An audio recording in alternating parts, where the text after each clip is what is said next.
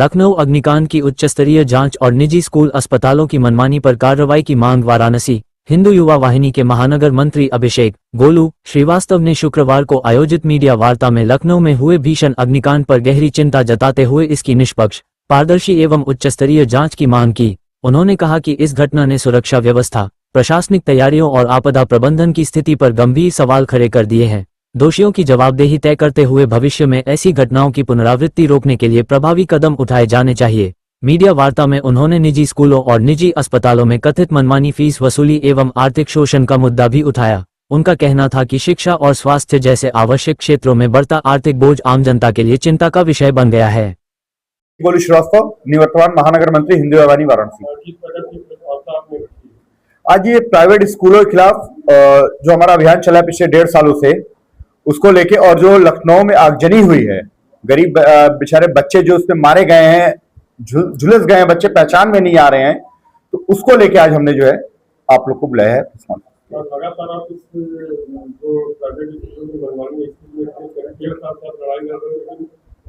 प्रशासन की तरफ से या गवर्नमेंट की तरफ से कोई एक्शन नहीं लिया जा रहा है, क्या कारण है? देखिए, एक्शन तो लिया गया है, लेकिन जो स्कूल वाकई में गलत है उस पर एक्शन नहीं लिया जा रहा है। आज देखिए, हर गली में 5-5 फीट की गली में आज स्कूल खुले हुए हैं, प्राइवेट स्कूल, और कहते हैं, और साफ कहते हैं वो कि आप बंद करवाएंगे मैं फिर खुलवा लूंगा। तो ये कमियां किसकी हैं? यहाँ के अधिकारी कब जागेंगे इस चीज को लेके? अधिकारी कोई घटना होने के बाद ही अधिकारी क्यों जागता है?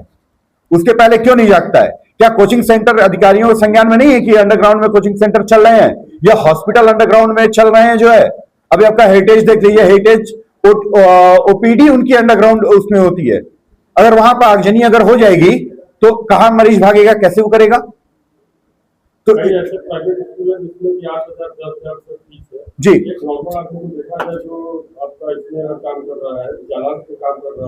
देखिए, गवर्नमेंट पैसा तो बहुत खर्च कर रही है इस पे, अपने सरकारी स्कूलों पे पैसा खर्चा कर रही है, टीचरों पे पैसा खर्चा कर रही है।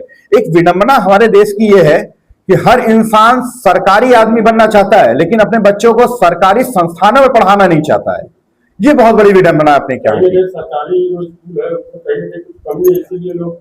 देखिए, आप मुझे बताइए, प्राइवेट स्कूलों में पढ़ाने वाला शिक्षक 8 से 10 हजार रुपया कमाता है, वही सरकारी स्कूलों में पढ़ाने वाला शिक्षक 60 से 70 हजार रुपया कमाता है।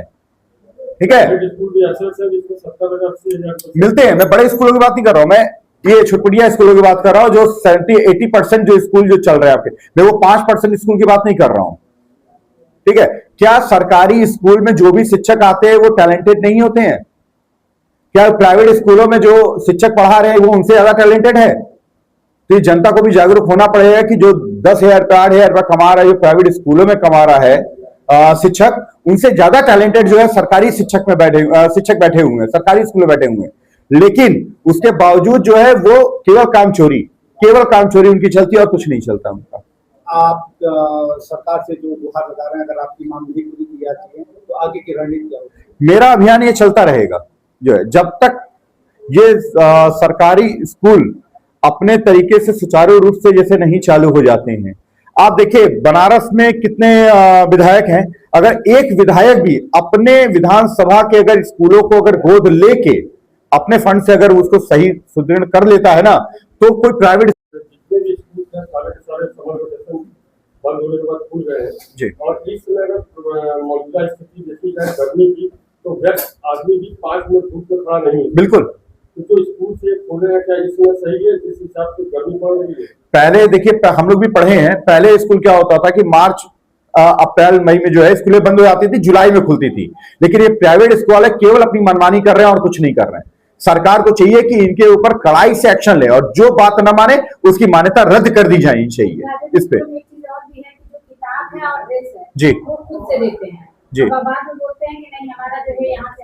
इस पे सरकार ने गाइडलाइन जारी की थी जो है, लेकिन वही मैंने कहा ना कि ये किसी गाइडलाइन को नहीं मानते हैं।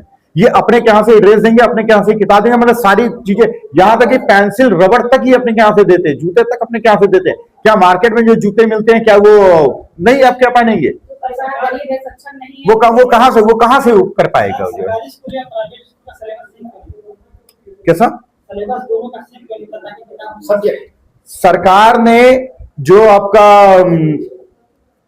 बुक निकाली है आपकी एनसीईआरटी की, सॉरी एनसीईआरटी की बुक निकाली, उन्होंने मस्ट किया है कि हर स्कूलों में पढ़ाई अनिवार्य है एनसीईआरटी की, लेकिन उसके बावजूद ये प्राइवेट स्कूल वाले एनसीईआरटी बुक नहीं चलाते हैं। तो हमारी सरकार विदेश से हर नीतियां विद्यालय को विदेश के लोगों की तरह हमारे भारत में चलेगा, तो ये पढ़ाई लिखाई में वो लोग क्यों नहीं ला रहे हैं? क्योंकि वहाँ पे तो ये है कि एक बच्चा अगर इस किताब से पढ़ा तो अगले साल एक दूसरा बच्चा भी उसी किताब से पढ़ेगा, तो हमारे भारत में ऐसा क्यों हो सकता है? देखिए, भारत में ऐसा इसलिए नहीं हो सकता क्योंकि जो सत्ताधारी या आप कहिए विपक्ष में जितने भी नेता बैठे हुए हैं ना, 70,000 में से 50,000 स्कूल तो उन्हीं के हैं। वो चाहेंगे कि उनकी दुकानें बंद हो जाएं। बिल्कुल, ये जो है ये विडंबनाएं हैं अपने क्या कह सकते हैं कि सरकार फेलियर है।